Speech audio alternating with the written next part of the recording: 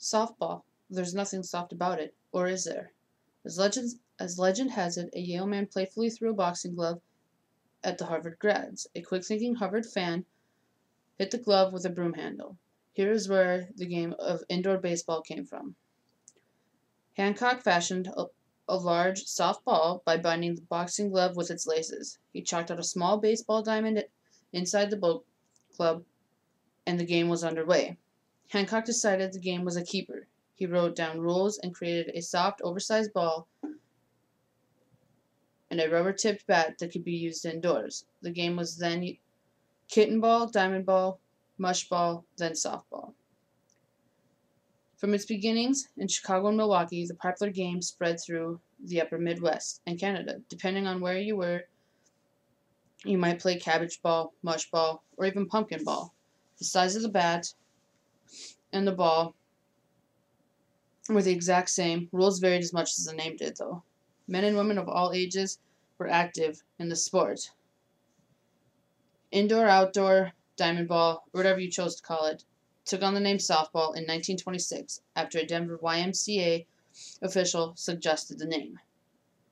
The newly christened sport made a giant leap in 1933 when a Chicago reporter and sporting goods salesman organized a softball tournament in conjunction with the World's Fair. Leo Fisher and Michael Pauley invited 55 teams to compete in 3 tournament divisions: men's fast pitch, women's fast pitch, men's slow pitch, and women's slow pitch. More than 350 spectators watched tournament games at the ball field inside the World's Fair grounds. The tournament was the catalyst for the spread of softball. Teams, leagues, and tournaments began to spring up in nearly every U.S. town and in many parts of the world. During the next 7 years, historians estimated that more than 5 million people started playing softball.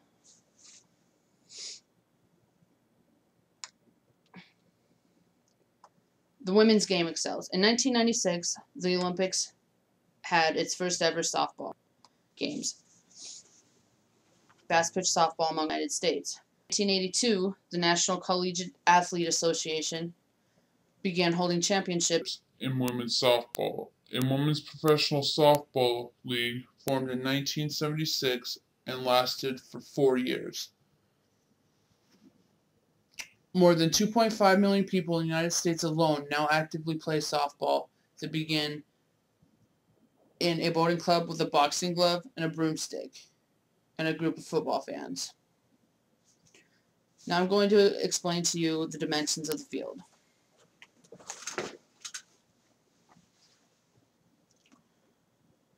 From any base to another base, it is 60 feet.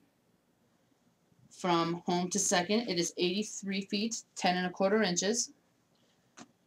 You have an 8-foot circle from the center of the pitcher's mound. From the center of the pitcher's mound, 60 feet out in an arc, is where the grass line begins. Your pitcher's plate is 24 inches by 6 inches, and it is 43 feet from home, which is equivalent to a 100-mile-an-hour fastball in baseball. The catcher's box is 8.5 feet by 7 feet. Each batter's box, one on each side of the plate, is 3 foot by 7 foot. There's 6 inches between home plate and the batter's box. The top of the batter's box is 4 feet from the front corner of home plate. The backstop ranges, you can have it from 25 to 30 feet behind home plate. They tend not to want to put it back any farther because that's a long ways for the catcher to run. You have, from the tip, the very back edge of home plate, you have the outfield fence in right or left can be between 190 feet and 225 feet. In the center, it can be 200 to 225 feet. It is proven that the softball is the hardest ball to hit with a bat. They have proven it in sports science and other shows as well. Here we just have Jessica Mendoza making great contact on the baseball. We have Jenny Finch up here.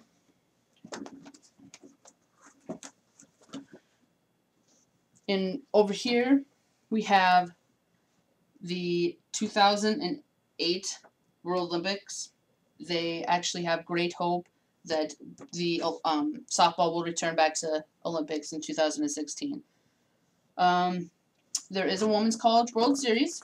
It is held every year in Oklahoma City. I dream of going there one day, actually.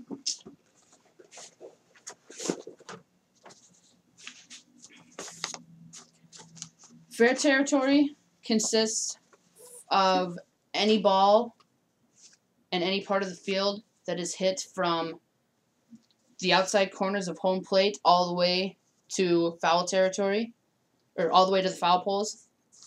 And foul territory is just on the outside of that. The infield is considered anything for us that is skin, which is dirt. In baseball, they have grass on their infields that is, it slows down the ground balls, so it makes it a lot easier for them to catch them. The outfield is pretty self-explanatory after knowing the infield. The outfield is anything beyond that grass line. I do have a brochure here of some softball fun facts, stats, and a couple of the all-time greatest softball players. A couple of facts that I actually found interesting was that the U.S. softball teams have broken 18 records